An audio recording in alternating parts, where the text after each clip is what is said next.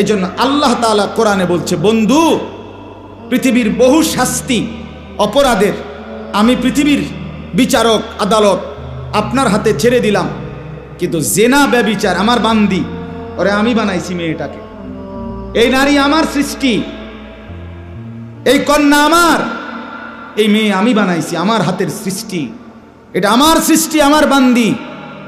তার সাথে যখন কেউ জেনা ব্যভিচার করে, এই পুরুষ নারীর শাস্তি বিচার আমার গায়রতে লাগে। এজন্য আমি আল্লাহ নির্ধারণ করে দিচ্ছি, বন্ধু জেনা ব্যভিচারের শাস্তি আপনি কিংবা দুনিয়ার কেউ করতে পারবে না, আপনাদের ফয়সালায় হবে না, এটা সরাসরি আমার চূড়ান্ত ফয়সালা।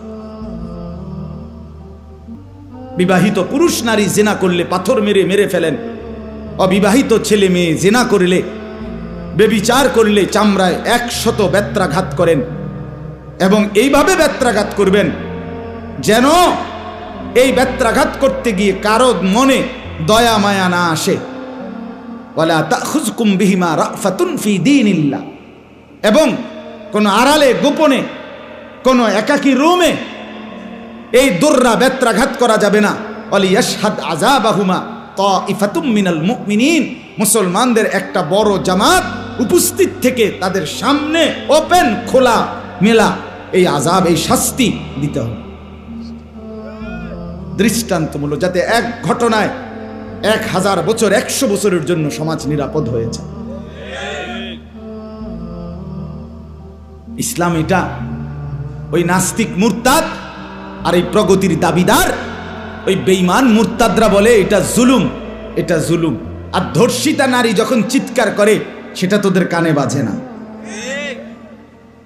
সেটা কানে বাজে না, এটা জুলুম হয়ে গেছে, এটা ইসলামের বাড়াবাড়ি হয়ে গেছে। অথচ আল্লাহ তাআলা কোরআনে বলছে, ওয়ালাকুম ফিল কিসাসে হায়াতুন ইয়া উলিল আলবাব। আল্লাহ তাআলা বলে, কেউ যদি অন্যায়ভাবে কাউকে হত্যা করে তার বিচারে তাকেও হত্যা করো, যদিও দেখতে মনে হচ্ছে তাকে হত্যা করা হচ্ছে। আল্লাহ বলছে এই হত্যার মধ্যে, এই শাস্তি স্বরূপ যাকে কিসাস হত্যা করা হইল, এই এক হত্যার মধ্যে কোটি মানুষের হায়াত, জীবন, প্রাণ লুকিয়ে আছে। একটি শাস্তির মুখে লক্ষ কোটি প্রাণ নিরাপদ হয়ে যাবে।